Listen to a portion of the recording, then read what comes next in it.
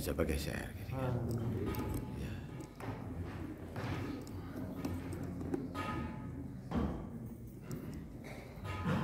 Muternya di mana? Nah, gitu aja. Nah, manual dia. Nggak bisa tuh. Nggak bisa di atas putar gitu.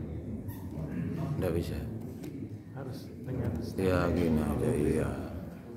Saya lepas nanti.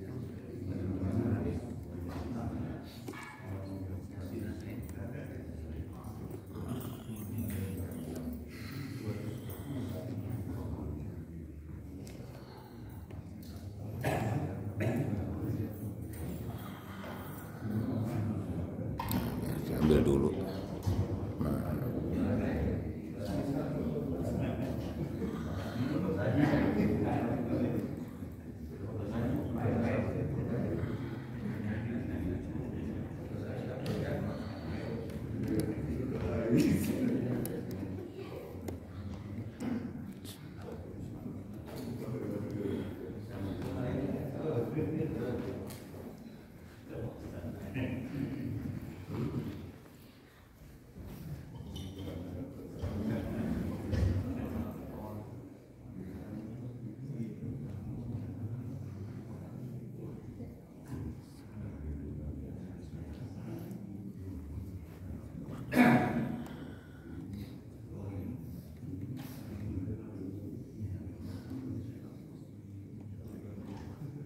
Bismillahirrahmanirrahim. Assalamualaikum warahmatullahi wabarakatuh. Waalaikumsalam warahmatullahi wabarakatuh. Innal hamdalillah, sesungguhnya puji-pujian adalah milik Allah. Nahmaduhu, kita senantiasa memujinya, wa nasta'inuhu, dan senantiasa memohon pertolongan dalam setiap urusan kita semua, wa nastaghfiruhu, dan senantiasa memohon ampun kepadanya. Wa na'udzu billahi min syururi anfusina, dan kita berlindung kepada Allah dari keburukan hawa nafsu kita, wa min sayyiati a'malina, dan juga kita berlindung kepada Allah dari akibat atas amal-amal buruk yang pernah kita lakukan. Man yahdihillahu fala mudhillalah, barang siapa yang telah Allah berikan dengan pemberian terbaik yang bisa dimiliki seseorang, yaitu hidayah, maka tidak ada yang bisa menyesatkannya. Wa may yudlil fala hadiyalah, dan barang siapa yang Allah biarkan seseorang di dalam kesesatan, maka tidak ada yang bisa memberinya petunjuk. Asyhadu an la ilaha illallah wahdahu la syarikalah, saya bersaksi bahwa tiada ilah, tiada zat yang berhak untuk diibadahi dengan benar kecuali Allah, wa anna Muhammadan abduhu wa rasuluh, dan bahwa Muhammad sallallahu alaihi wasallam adalah hamba dan rasulnya. Wa ba'd, qala Allah Ta'ala fi kitabil aziz, Allah berfirman dalam salah satu ayatnya, ya ayyuhalladzina amanu taqullaha haqqa tuqatih, wahai orang-orang yang beriman, bertakwalah kalian kepada Allah dengan sebaik-baiknya takwa. Wa la tamutunna illa wa antum muslimun, dan janganlah sampai kalian meninggal melainkan dalam keadaan berpegang teguh dengan agama Islam. Dan juga Allah Jalla wa Ala berfirman dalam ayat yang lain, ya ayyuhalladzina amanu taqullaha wa qulu qawlan sadida, wahai orang-orang yang beriman, bertakwalah kalian kepada Allah dan berkatalah dengan perkataan yang hak. Karena dengan berkata yang hak, yang benar, Allah akan yuslih lakum a'malakum, Allah perbaiki amal-amal kalian, wa yaghfir lakum dzunubakum, dan mengampuni dosa dan kesalahan kalian. Wa may yuti'illaha wa rasulah, barang siapa yang selalu berusaha taat kepada perintah Allah dan Rasulnya, faqad faza fawzan 'azima, dia sungguh telah mendapatkan kesuksesan yang sebenarnya. Amma ba'd, fa inna asdaqal hadits kitabullah, Nabi SAW bersabda, sesungguhnya sebaik-baiknya perkataan adalah kitabullah, wa khairul hadi, dan sebaik-baiknya petunjuk, ideologi, gaya hidup adalah apa yang dibawa oleh Nabi kita Muhammad sallallahu alaihi wasallam. Wa syarrul umuri muhdatsatuha, dan seburuk-buruknya perkara dalam agama adalah perkara baru yang diada-adakan. Wa kullu muhdatsatin bid'ah, dan setiap perkara baru yang diada-adakan adalah bid'ah. Wa kullu bid'atin dhalalah, dan setiap bid'ah akan mengantarkan kepada kesesatan. Amma ba'd, falhamdulillahirabbil alamin. Bapak Ibu sekalian yang semoga Allah rahmati kita semua, Pada kesempatan kali ini kita berada di penghujung bulan Rajab. Artinya sebulan lagi, ya, sebulan lebih sedikit kita akan menghadapi bulan yang sangat mulia. Syahrul Ramadan alladzi unzila fihi al-Qur'an. Bulan Ramadan yang diturunkan Al-Qur'an di dalamnya. Hudan lin-nasi wa bayyinatin minal huda wal furqan, yang menjadi petunjuk bagi manusia, pembeda antara hak dan batil, dan juga penjelasan dari petunjuk tersebut. Bulan diturunkannya Al-Quran menjadi bulan paling mulia, bulan Ramadan. Nabi atau malaikat yang diutus dengannya membawa Al-Quran merupakan jiwa malaikat yang paling mulia, malaikat Jibril alaihi salam. Kemudian Nabi yang diutus menerima Al-Quran juga menjadi Nabi yang paling mulia, Nabi kita Habibina Muhammad sallallahu alaihi wasallam. Maka sungguh kemuliaan bulan Ramadan sungguhlah luar biasa.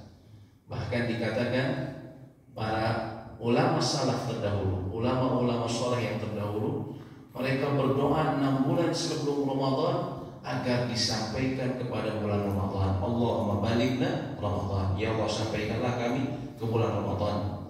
Dalam hadis riwayat Imam At-Tirmidzi, salah seorang sahabat pernah mengadukan kepada Nabi SAW mengenai mimpinya. Jadi ada 2 orang yang masuk Islam, lalu kemudian mereka baik Islamnya, lalu keduanya kemudian ikut berjihad. 2 sahabat ini, yang satu kemudian dia dalam berjihad dia meninggal. Namun yang satu kemudian, yang orang kedua dia baru meninggal setahun kemudian. Ya, itu pun tidak berjihad, walaupun kalau ada jihad dia berikut. Kemudian salah seorang sahabat mengatakan bahwa aku melihat dalam mimpiku orang yang meninggal belakangan, walaupun dia tidak meninggal berjihad, dia dipersilakan masuk ke dalam surga terlebih dahulu. Bagaimana bisa itu ya Rasulullah SAW? Lalu Nabi SAW mengatakan, mengapa engkau heran? Bukankah dengan lewat setahun tersebut dia telah memperbanyak sholat dia? Bukankah dalam setahun tersebut dia bisa lebih memperbanyak zikir dia? Bukankah dia dalam setahun tersebut dia mendapatkan Ramadan? Kata Nabi SAW seperti itu. Dia mendapatkan Ramadan. Artinya dia mendapatkan keistimewaan, ya, dilipat gandakannya pahala ketika dia beramal di bulan Ramadan yang dia dapatkan lebih banyak dibandingkan temannya yang meninggal berjihad. Padahal berjihad ini adalah dzurratu sanabul Islam, artinya puncak dari Islam. Ya. Ternyata apa yang mimpi dilihat oleh sahabat tersebut, ya, sama Nabi SAW dibenarkan. Jadi karena selisih setahun, tapi kemudian dia mendapatkan waktu yang lebih banyak untuk beribadah, dan tadi disebutkan dia mendapatkan kesempatan mendapatkan Ramadan, sehingga dia kedudukannya di sisi Allah lebih tinggi. Oleh karena itu kita berdoa semoga Allah menyampaikan kita semua di bulan yang mulia nanti. Dan oleh karena itu, sebagai bentuk persiapan, Allah memerintahkan fatazawwadu fa inna khairaz zadi taqwa. Berbekalah, dan sebaik-baiknya perbekalan adalah takwa. Kita ingin berbekal diri antara lain dengan ilmu. Karena ilmu, kata Imam Bukhari, muqaddamun qabla al-qawli wal amal. Ilmu itu didahulukan sebelum sebelum berucap dan beramal. Oleh karena itu, sebagaimana tadi dikatakan bahwa kita lewat dulu pembahasan mengenai tohar, karena bulan puasa sudah di depan mata. Kita akan berbicara mengenai fikih saum. Adapun berbicara mengenai siam, artinya menahan diri dari sesuatu, ya. Dan disebutkan menurut syariat menahan diri dari makan, minum, dan pembatal lainnya disertai dengan niat. Sejak dari terbitnya fajar shadiq sampai terbenamnya matahari. Jadi yang menjadi iktibar, jadi jadi acuan kita adalah terbitnya fajar shadiq.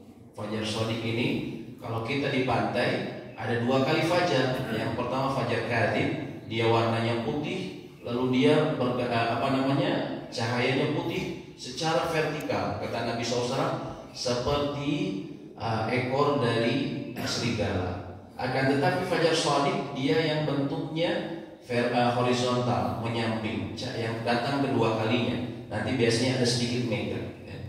Artinya, contohnya ketika kita di pesawat, Misalnya Bapak naik pesawat ke Papua.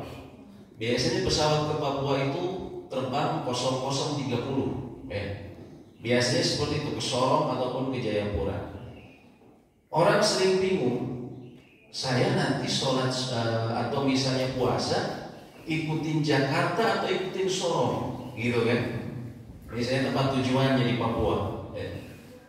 Yang benar adalah Anda mulai berpuasa semenjak tepat Anda berada di tempat tersebut Anda melihat fajar shadiq. Artinya kita bukan ngikutin Jakarta ataupun ngikutin Papua, tapi kita bisa lihat di jendela, kita lihat fajar shadiq, atau kira-kira kita menentukan jam segini saya berada di atas mana. Oh, di atas Makassar misalnya. Kita lihat waktunya. Tapi yang menjadi perhitungan adalah apa yang kita lihat khususnya fajar shadiq dalam hal ini. Kemudian rukun puasa yang tadi disebutkan menahan diri dari perkara-perkara yang membatalkan sejak terbitnya fajar sampai terbenamnya matahari. Sebelum lupa sedikit mengenai ini, kalau berbicara mengenai terbitnya fajar, ini antara ditandai dengan adzan subuh. Bagaimana kalau misalnya di mulut kita masih ada makanan, atau kita terlambat bangun, ketika bangun pas adzan, bolehkah kita makan? Ataukah ketika misalnya masih ada makanan, bolehkah kita menyelesaikan terlebih dahulu? Bukankah kita dengar katanya ada hadis yang menyatakan bahwa Nabi SAW berkata, bila kalian mendengar azan di mulut kalian masih ada makanan, maka selesaikanlah terlebih dahulu.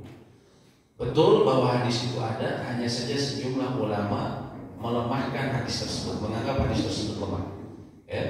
Dan madhab yang keempat, madhab Imam Abu Hanifah dan juga Imam Malik, Imam Syafi'i dan Imam Ahmad bin Hanbal menyatakan bila telah terdengar azan yang mengajak untuk adzan subuh, maka yang harus dia lakukan dia keluarkan makanannya. Adapun hadis yang menyatakan bahwa apabila mendengar azan lalu kemudian makannya diteruskan, itu menurut mayoritas ulama dianggap untuk azan pertama.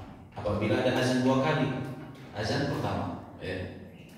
Adapun ketika azan subuh yang kedua, maka dia ataupun azan yang sebenarnya mengajak sholat, maka yang dia harus lakukan dia keluarkan makanannya. Ini menurut kesepakatan dari mazhab fikih yang keempat.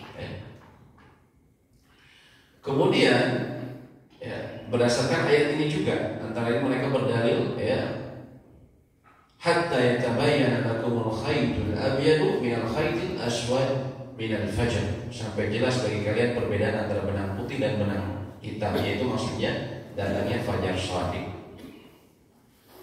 Kemudian yang kedua adalah niat. Seseorang berniat untuk puasa. Dalilnya terlain innamal a'malu binniyat. Dia harus disertai dengan niat. Sesungguhnya amal-amal itu tergantung niatnya. Kalau berbicara mengenai hukum puasa Ramadan, khususnya kita berbicara Ramadan, kita semua sudah tahu itu adalah rukun Islam yang 5. Artinya menurut ulama akidah, barang siapa yang menentang salah satu dari rukun Islam yang kelima, dia mengatakan saum itu sebenarnya nggak wajib, cuman saya supaya sehat aja, saya ingin saum. Tapi dia bilang saum nggak wajib, maka para ulama sepakat dia telah keluar dari Islam. Alhamdulillah tadi.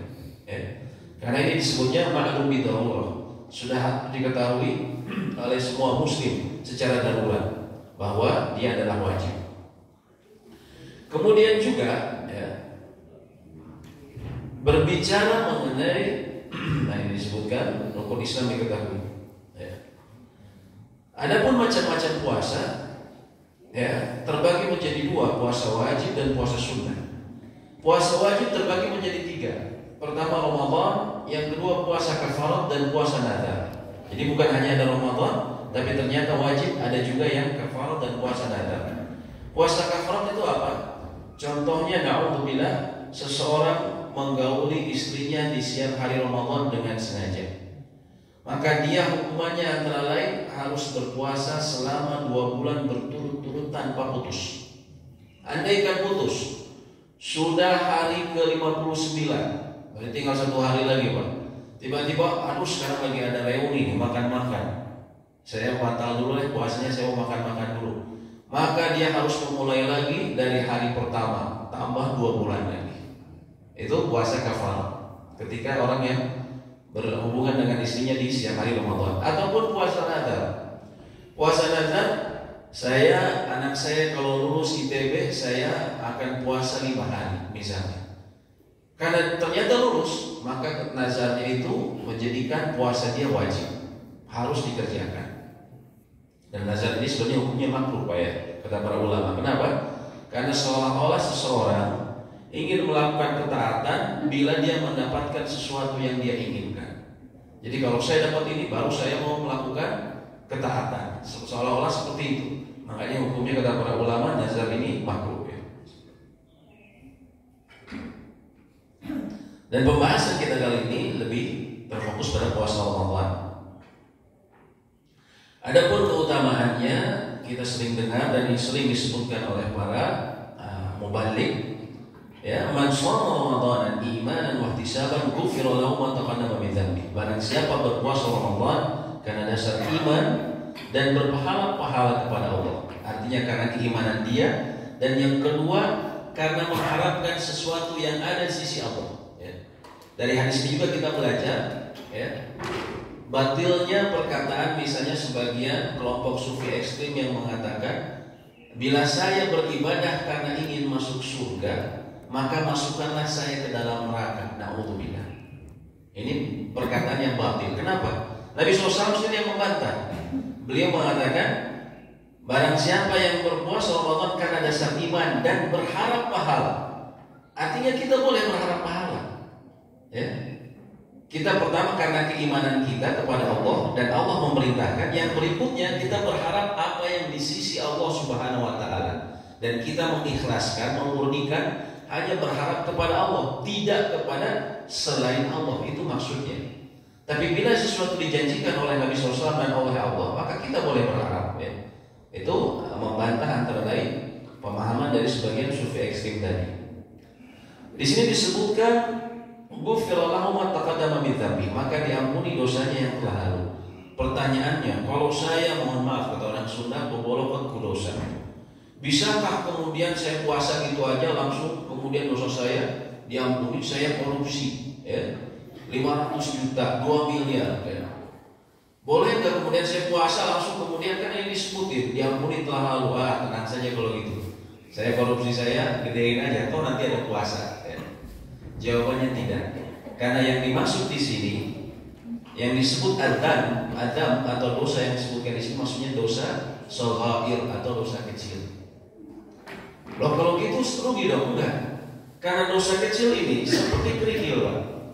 Kalau kita kumpulkan koleksi sedikit demi sedikit, ada kecil ini, yang kecil ini, kita nggak sadar kita ngerjain tiap hari, ya. Kecil, taunya tiba-tiba namanya kerikil bisa jadi bukit yang kemudian bisa runtuh menimpa kita. Itu kata para ulama. Jadi tetap dosa kecil pun harus kita bersihkan. Itu yang pertama. Yang kedua, ya, bisakah kemudian Ramadan mengampuni dosa besar? Bisa, bila disertai dengan taubat. Jadi kalau dosa besar itu harus plus taubat, taubatan nasuha. Apa saja taubatan nasuha itu? Syaratnya pertama, seseorang al-iqla', dia meninggalkan apa yang dosa besar tersebut. Misalnya na'udzubillah, seorang pemuda terlarut dalam perzinahan, na'udzubillah, atau seseorang terlarut dalam dosa riba, ya, misalnya. Kalau dia bertobat, dia harus berhenti, ya, dan tinggalkan pekerjaannya ataupun tinggalkan perbuatan maksiatnya tersebut. Dia harus berhenti, meninggalkan. Yang kedua, an-nadbu, dia harus disertai dengan penyesalan. Dia berhenti penyesalan karena Allah. Dia lakukan karena Allah dan menyesali, bukan karena kenapa sekarang gak ngerenten lagi, biasanya rentenir. Oh sekarang orang lagi susah buat bayarnya, saya mau berhenti aja, mau tobat. Kenapa? Karena susah carinya, gitu kan? Bukan karena Allah, tapi karena calon sasaran dia sudah nggak ada. Tapi harus dia sertai dengan karena Allah, dan dia hadirkan rasa sesal. Dan yang ketiga, dia berusaha berazam untuk tidak mengulanginya lagi. Dan yang keempat, bila berhubungan dengan hak manusia, misalnya dia pernah korupsi, di sebuah koperasi dia korupsi, maka dia wajib mengembalikannya. Saya pernah mencatut haknya seseorang, saya pernah malsuin sertifikat seseorang sehingga sertifikatnya double, saya kemudian ambil paksa, wajib dikembalikan. Gak bisa seseorang, saya kan ada saum, nanti kemudian dihapus, atau nanti saya umroh, saya minta ampun depan Ka'bah. Kalau hubungannya dengan manusia, wajib dikembalikan. Tidak disebut tobat bila kemudian tidak dikembalikan. Dan itu juga termasuk adat yang para ulama sebutkan hendaknya kita lakukan sebelum datangnya Ramadan, yaitu kita memperbaharui tobat kita. Kemudian mengenai hikmah disyariatkannya Ramadan, tentunya ini banyak dan sering disebutkan mubalik. Saya akan sebutkan sekilas saja. Tentunya mensucikan jiwa, juga sikap zuhud dan juga menggugah sifat empati, dan juga puasa tentunya mengurangi godaan-godaan dari syaitan. Karena syaitan, kata Nabi SAW, yajri majrur damil insan. Syaitan itu bisa masuk ke dalam aliran darah manusia. Tapi dengan saum dia mempersempit jalannya.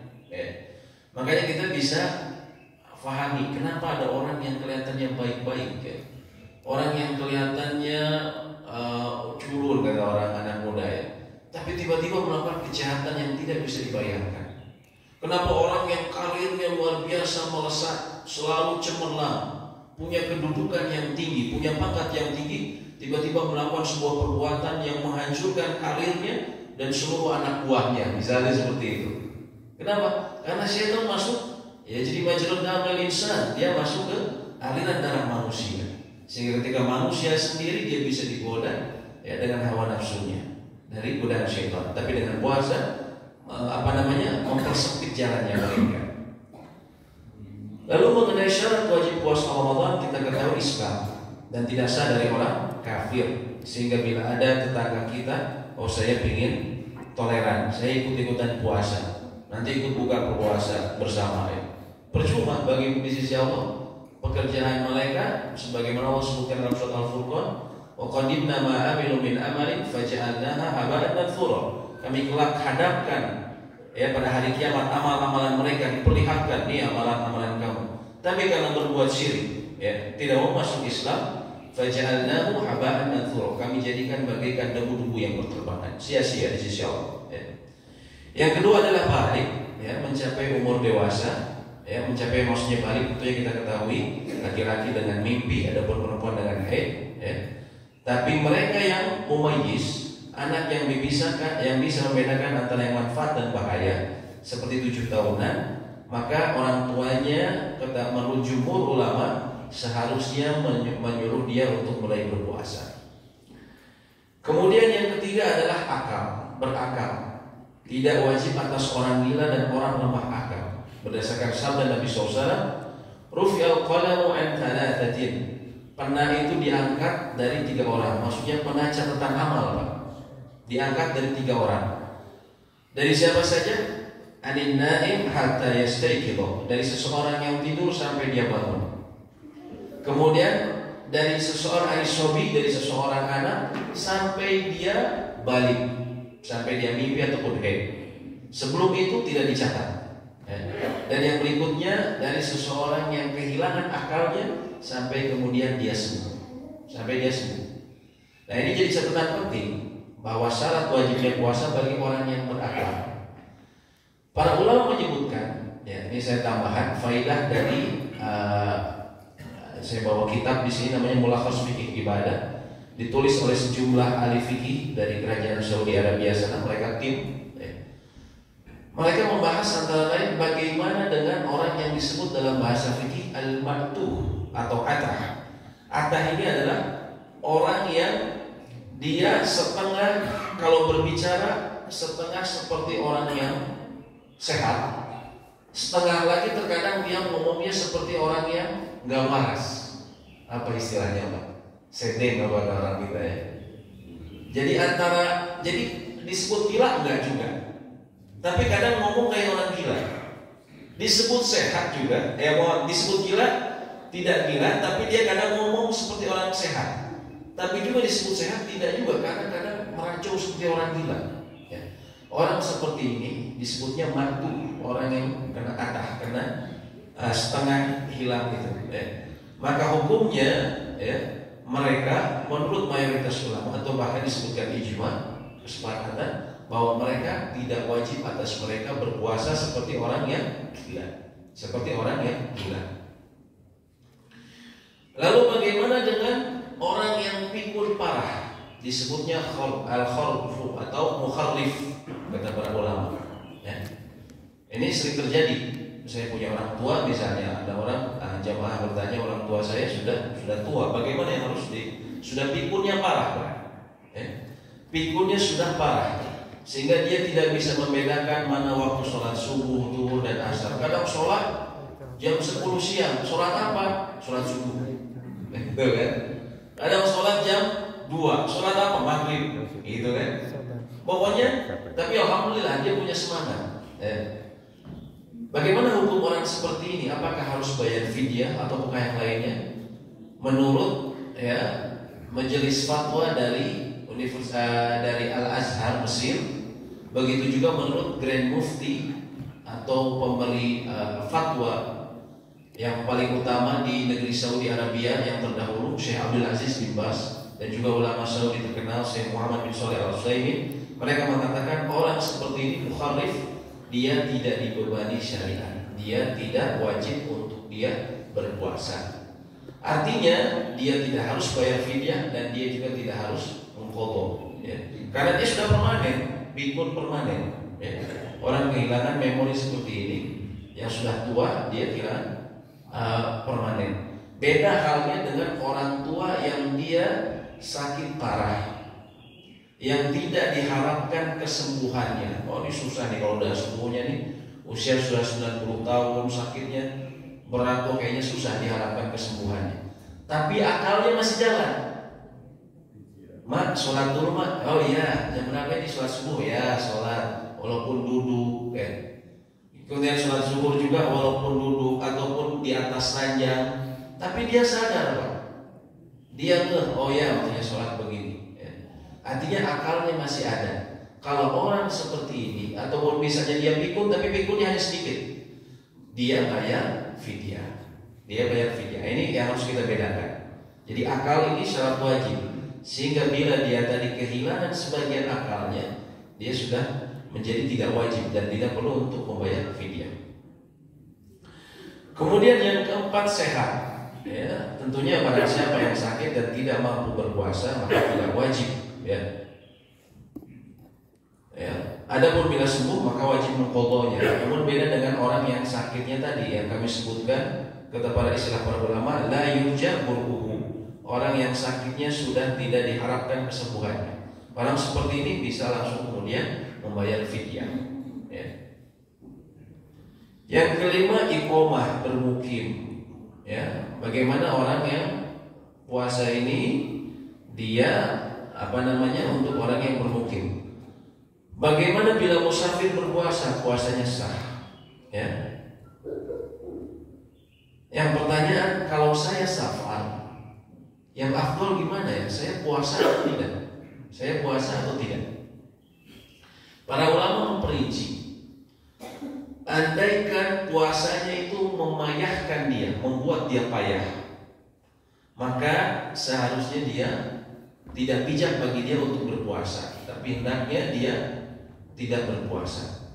Sebagaimana ada sebuah hadis yang menyebutkan bahwa ketika Nabi SAW melihat seseorang yang dia ditutupi oleh teman-temannya dengan naungan, ya. Terus Nabi SAW bertanya, kenapa dia? Apa yang dia lakukan? Sesungguhnya Rasulullah dia berpuasa, sehingga teman-temannya dikasih naungan supaya nggak kepanasan dan segala macam. Nabi SAW bilang tidak bijak bagi dia untuk berpuasa bila dia mengalami kepayahan. Jadi kalau payah, berbuka saja. Bagaimana kalau misalnya saya sudah asar nih, tanggung tapi saya payah sekali, jangan ragu untuk berbuka. Karena Nabi SAW beliau pernah mempraktekkan ketika di sebuah safar beliau di siang hari waktu itu tepatnya di asar, setelah asar, beliau sengaja meminum untuk mengatakan bahwa safar itu tidak wajib, ya, seseorang bersaum. Dan waktu itu beliau mengalami Allahu a'lam apakah kepayahan atau tidak, tapi beliau mengambil gelas dan beliau meminum seraya mengangkat tangannya. Mohon maaf sekali ada berantakin ya. Tapi begini, Nabi SAW mengangkat tangannya lalu beliau meminum di depan para sahabat, mendemonstrasikan bahwa safar tidak wajib untuk berpuasa. Pertanyaannya, bagaimana kalau saya merasa safar saya mah ringan, saya ke Jakarta pakai kereta, atau saya ke Surabaya tapi kan saya naik pesawat, santai. Mana yang lebih utama? Para ulama berbeda pendapat.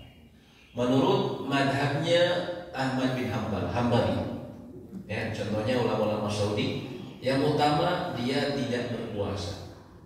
Kenapa? Karena itu adalah rukhsah, keringanan dari Allah, dan Allah menyukai bila rukhsahnya diambil. Itu dari mereka. Pendapat kedua dipegang oleh jumhur ulama, mayoritas ulama dari mazhab Abu Hanifah, mazhab Imam Malik bin Anas, dan mazhab Imam Asy-Syafi'i Muhammad bin Idris.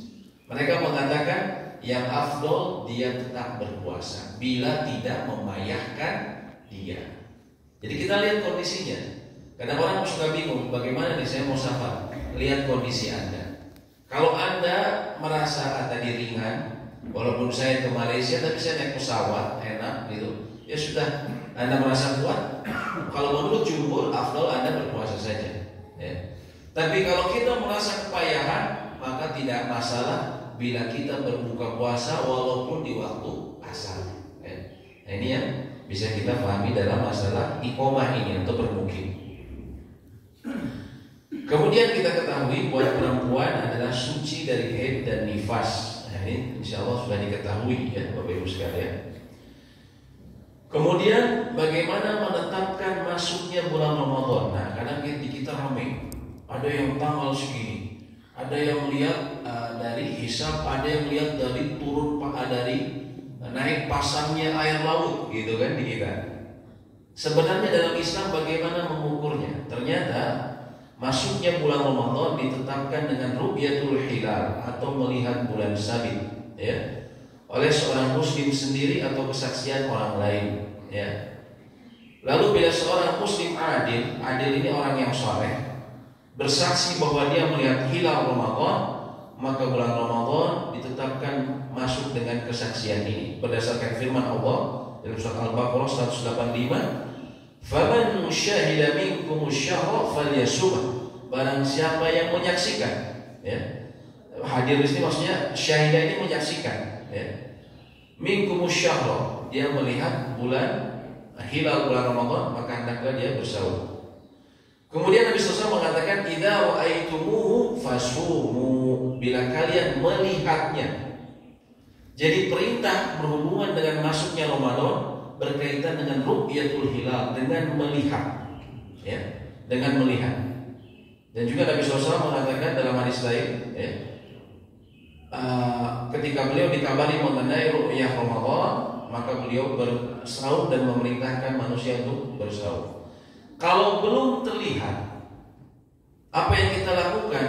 Nah, ini bulan Sya'ban nih, kita belum susah melihat hilal bulan Ramadan, atau misalnya awannya tertutup, ya. Apa yang harus dilakukan?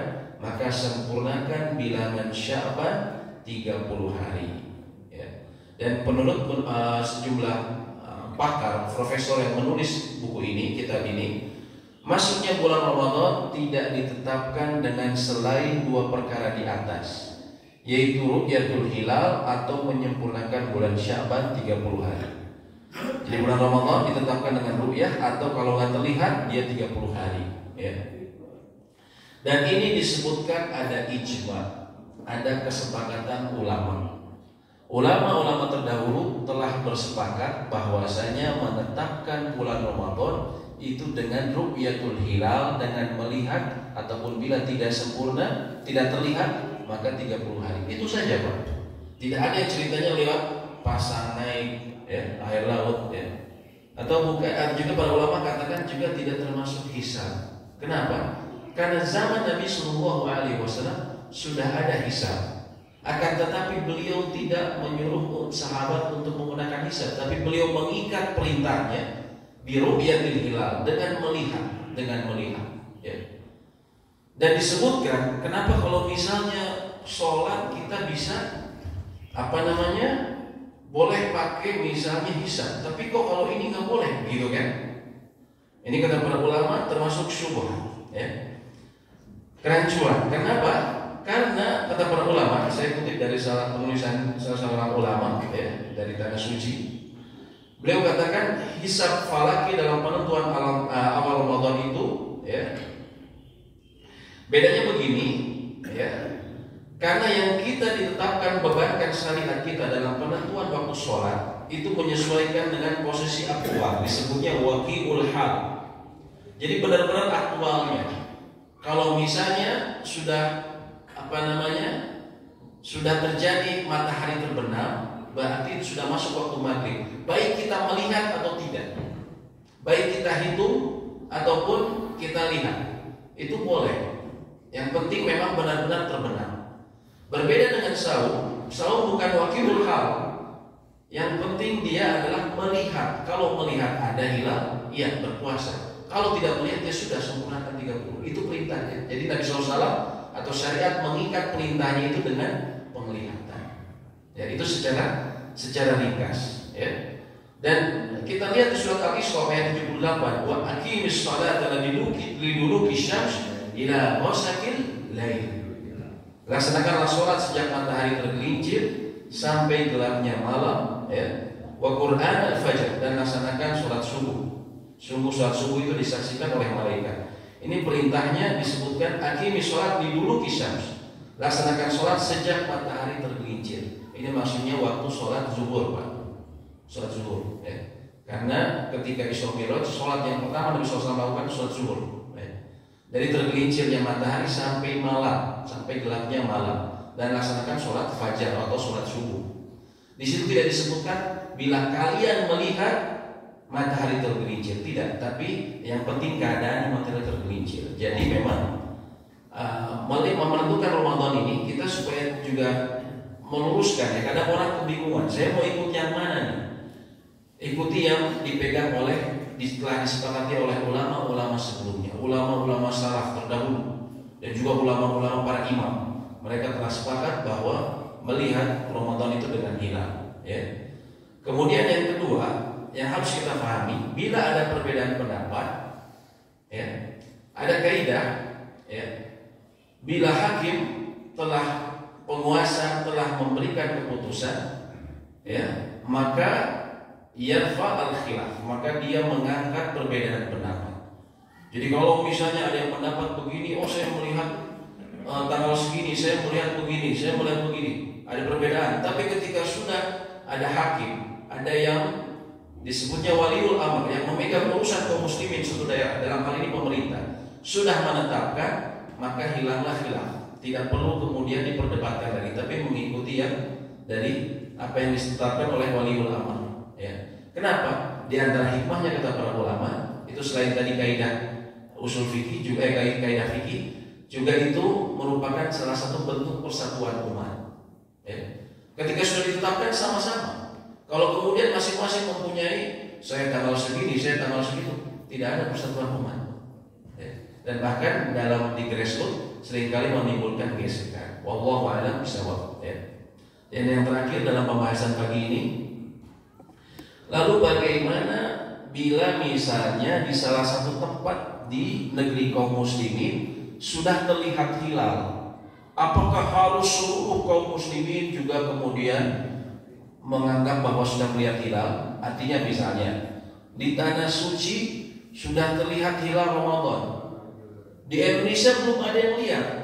Apakah kita harus ngikutin Saudi ataukah kita menunggu? Gitu kan pertanyaannya. Di sini para ulama berbeda pendapat. Ya. Sejumlah ulama mengatakan disebutnya ini ikhtilaf ikhtilaful maqali atau perbedaan yang melihat dari tempat terbitnya matahari, ya, atau bulan, ya. Di sini berbeda pendapat.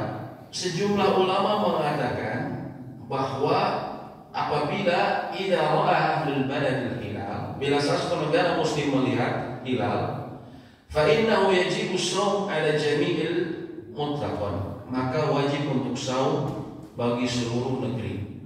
Jadi kalau di Saudi melihat seluruh negeri semua harus ikut saum, artinya menentukan bahwa itu satu Ramadan. Ini menurut sebagian ulama, ya. Sebagian dan cukup banyak ulama yang mengatakan seperti itu. Alasannya apa? Dalilnya dari ayat surat Al-Baqarah tadi. Faman syahida minkumus syahra falyasum. Barang siapa yang menyaksikan hilal dari bulan tersebut, maka hendaknya dia saum. Artinya barang siapa yang sudah melihat, ini menyebutkan artinya umum, semua harus juga mengikuti. Pendapat kedua, ya, disebutkan wa innama yajibu ala man ra'ahu aw kana fi hukmihim wa huwa sahih fi madhhab Syafi'iyah. Dan yang pendapat yang kedua, yang wajib hanyalah negeri yang melihat hilal tersebut. Ya, artinya kalau misalnya di Saudi melihat tapi di Indonesia belum terlihat, maka yang wajib hanya yang di Saudi saja. Menurut pendapat yang ini. Ini pendapat siapa? Antara lain pendapat dalam mazhab Syafi'iyah, ya. Dan juga dia merupakan pendapat qaulu ta'ifatin minas salaf, atau kelompok para ulama salaf, dan juga Imam As-San'ani yang menulis Subul Salam, ya, penjelasan dari kitab Bulughul Maram, dan juga ulama kontemporer Syekh Muhammad Shalih bin Al-Utsaimin. Dalilnya apa? Dalilnya selain yang tadi disampaikan juga sama, hanya memahaminya yang berbeda. Yang kedua ada hadis, Pak, ya, dalam Sahih Muslim.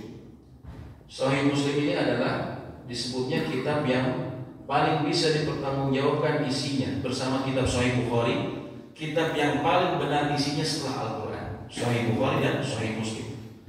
Dalam Sahih Muslim dari sahabat yang namanya Quraib, anna ammal Fadl bin Haris ba'athu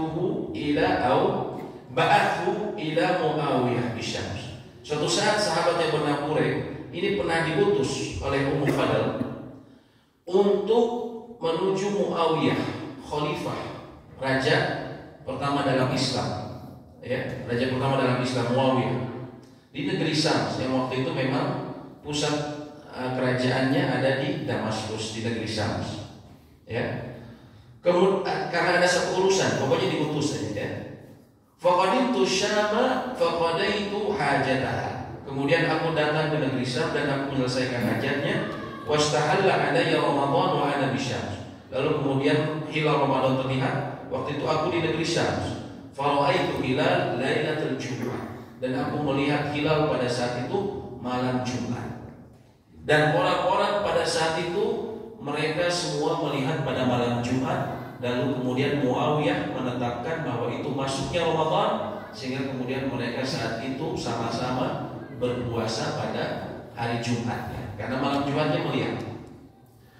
Kemudian singkat cerita, Quraib kembali ke kota Madinah. Tadi dia dari kota Madinah, Pak, disuruh ke Syam, kira-kira 1.600 km, 1.300 km. Ya. Kemudian dia balik ke Madinah di akhir bulan Ramadan. Dia bertemu dengan sahabat yang mulia sepupu Nabi kita Muhammad SAW, Abdullah bin Abbas.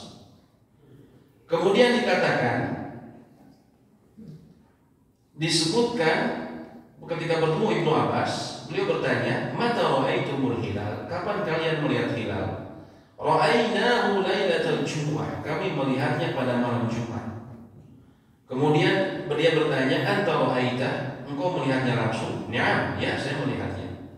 Fara'an nasu wa shamu Muawiyah. Dan manusia atau orang-orang melihatnya, dan begitu pula raja atau Muawiyah melihatnya, dan kami berpuasa pada hari Jumatnya.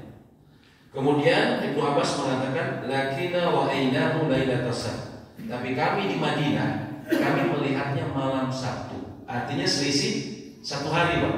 Selisih satu hari.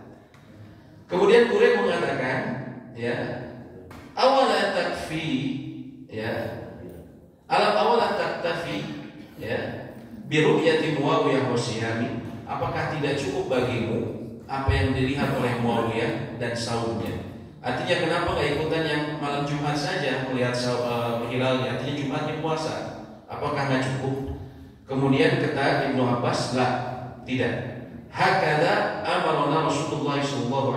Tidak. Begitulah Rasulullah SAW memerintahkan kami. Dan yang kedua dalilnya dari kias. Kata para ulama, dan itu yang dilakukan oleh kaum muslimin selama ribuan tahun. Kenapa? Kalau sekarang Pak, kita bisa tahu ada hilal di Saudi itu dari apa? Dari media sosial, WhatsApp, dari Twitter. Orang Saudi yang di pedalaman bisa jadi belum tahu, kita sudah lebih tahu duluan karena kita pantau Twitternya. Oh, Saudi udah melihat hilal, kita langsung tahu.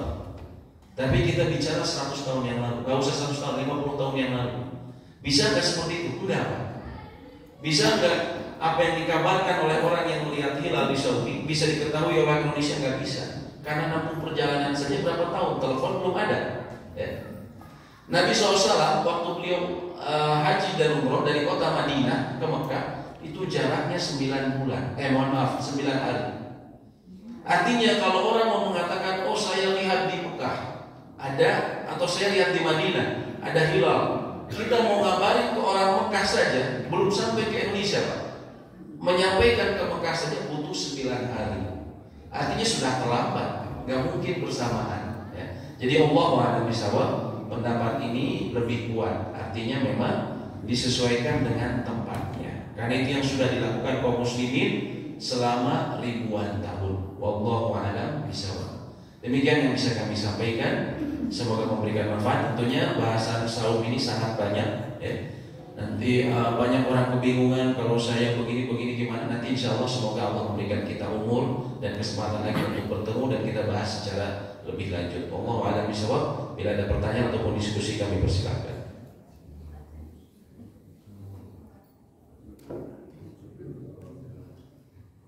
Malam. Sedikit saja. Iya. Assalamualaikum warahmatullahi wabarakatuh. Waalaikumsalam warahmatullahi wabarakatuh. Hanya ini saja perbedaan antara saum dan puasa. Soalnya saya pernah mengatakan saya mau puasa Senin Kamis, itu kan puasa itu buat kata-kata bukan buat orang apa ya? Iya. Gitu ya. Itu saja puasa dan saum. Terima Ya. kasih. Allahu a'lam bishawab. Yang memang yang tepat seperti itu pembahasannya adalah namanya dalam istilah syariat siam ataupun saum. Adapun puasa itu memang berkaitan dengan agama sebenarnya agama Hindu ya. Artinya puasa ini menahan diri untuk mendapatkan yang dia inginkan gitu kan.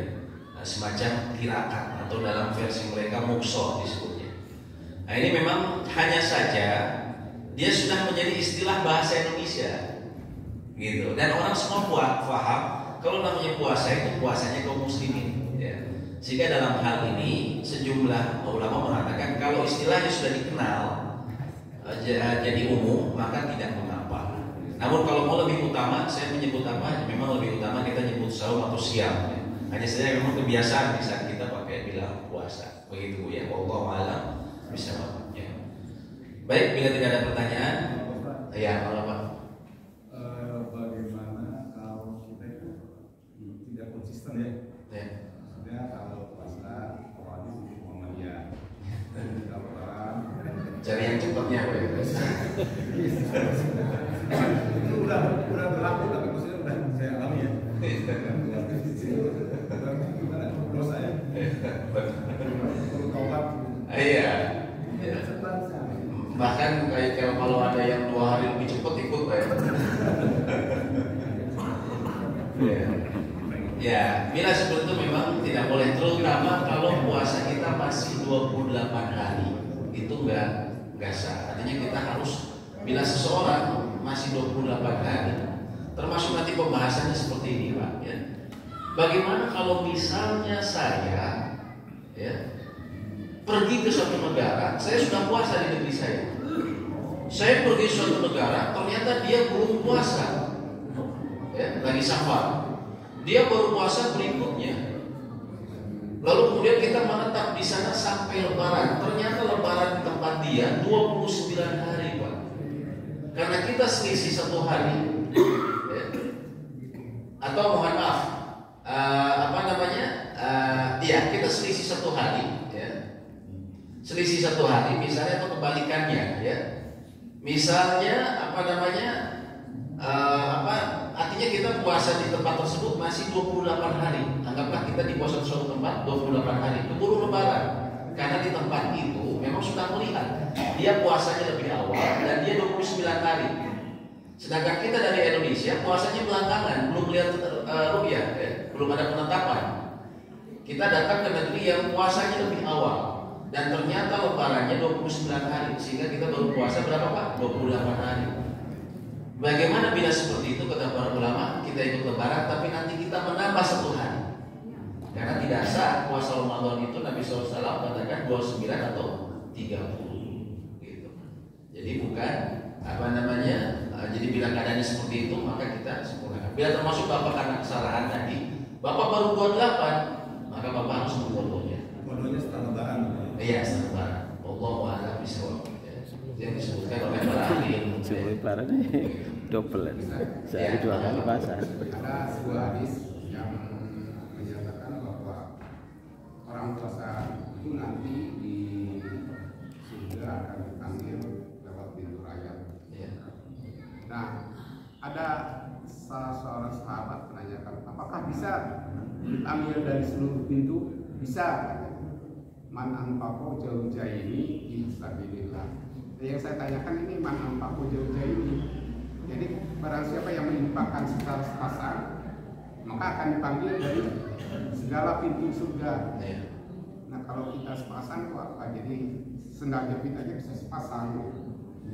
Jadi kalau kita menyumbangkan barangnya sepasang, ini untungnya banget gitu, karena bisa dipanggil dari berbagai pintu surga.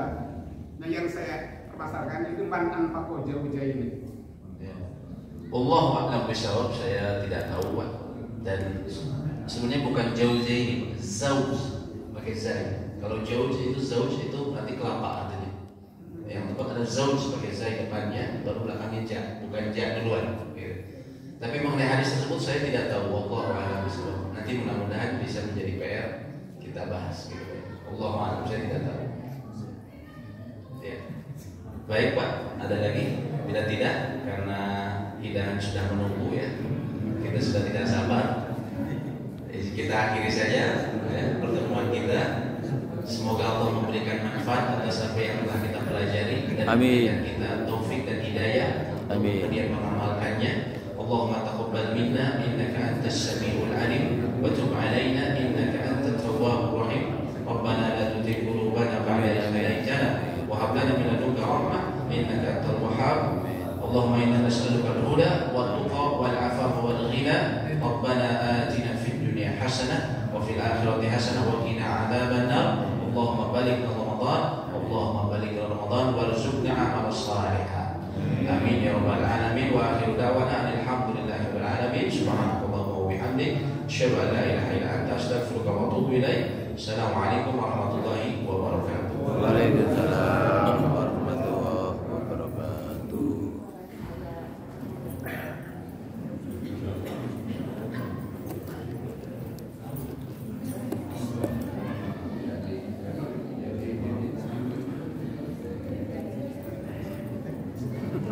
Ya,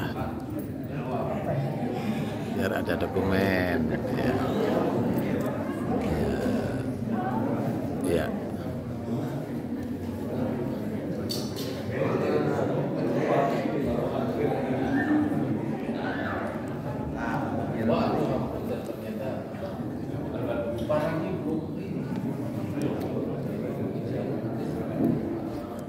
Waalaikumsalam warahmatullahi wabarakatuh. Itulah tadi pengajian Batu Subuh yang disampaikan oleh Bapak Ustadz Haikal Saban ya, dari Masjid Nurul Iman, Jalan Tabanan, RT 06 RW 09, Kelurahan Antapani Kidul, Kecamatan Antapani, Kota Bandung. Mudah-mudahan bermanfaat bagi kita sekalian. Wabillahi taufiq wal hidayah. Wassalamualaikum warahmatullahi wabarakatuh.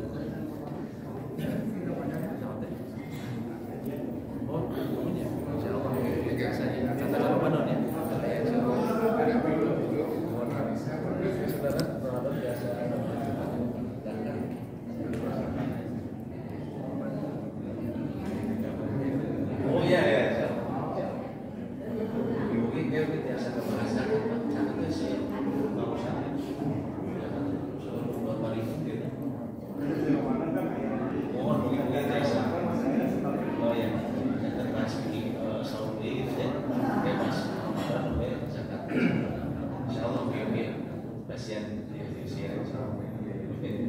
yang beberapa